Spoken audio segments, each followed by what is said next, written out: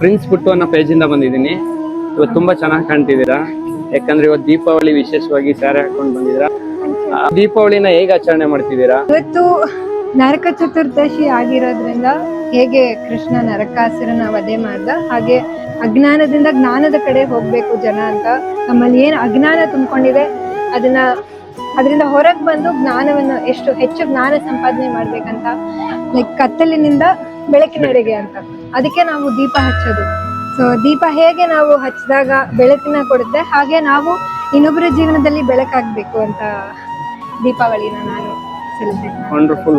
ದೀಪಾನೇ, ನಾನು ಪಟಾಕಿ ಎಲ್ಲ ಹೊಡಿಯಲ್ಲ. ನಾವು ಓದಿದ್ದು ಎನ್ವೈರನ್ಮೆಂಟಲ್ ಇಂಜಿನಿಯರಿಂಗ್ ಮಾಡಿದ್ದು.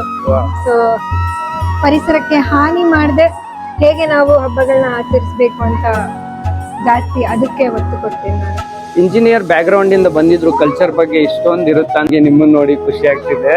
ಜಾಸ್ತಿ ಪಟಾಕಿ ಹೊಡಿಬೇಕು, ಏನಕ್ಕೆ ಸೆಲೆಬ್ರೇಟ್ ಮಾಡ್ತೀವಿ ಹಬ್ಬನ ಅಂತ ತಿಳ್ಕೊಂಡು ಆಮೇಲೆ ಪಟಾಕಿ ಹೊಡೀರಿ. ಈ ತರ ಥಾಟ್ಸ್ ಎಲ್ಲ ಹೆಂಗ್ ಕಲ್ತು? ನಾನು ಬೇಸಿಕಲಿ ಯೋಗ ಟೀಚರ್. 49 rupeesಗೆ ಯೋಗ ಹೇಳ್ಕೊಡ್ತೀನಿ ಅಷ್ಟೇ. ಎಲ್ಲಿ ನಮ್ಮ ಮೈಸೂರಲ್ಲ? ಆನ್ಲೈನ್ ಅಲ್ಲಿ ಹೇಳ್ಕೊಡ್ತೀನಿ. ನನ್ನ ಚಾನಲ್ಗೆ ಸಬ್ಸ್ಕ್ರೈಬ್ ಮಾಡ್ಕೊಳ್ಳಿ. ಏನ್ ಚಾನಲ್ ಅಂತ ಹೇಳ್ಬಿಡಿ. ಸುಶಿ ಡೇಸ್. ಸುಶಿ ಡೇಸ್ ಸಬ್ಸ್ಕ್ರೈಬ್ ಮಾಡ್ಕೊಳ್ಳಿ. ಕೇವಲ 45 ರೂಪಾಯಿಗೆ ನೀವು 1 ತಿಂಗಳು ಪೂರ್ತಿ ಯೋಗ ಕಲಿಬಹುದು. ದಿನ ಯೋಗ ಕ್ಲಾಸ್ ಇರುತ್ತೆ, ಬೆಳಗ್ಗೆ 5:30 ಇಂದ 6:30. 45 ರೂಪಾಯಿಗೆ ಯೋಗ ಹೇಳ್ಕೊಡ್ತೀರಾ? ಅಷ್ಟೇನಾ? ಅಷ್ಟು ಈಸಿ?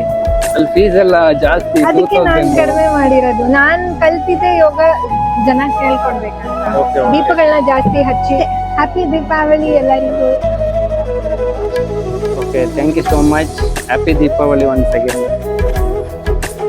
Thank you.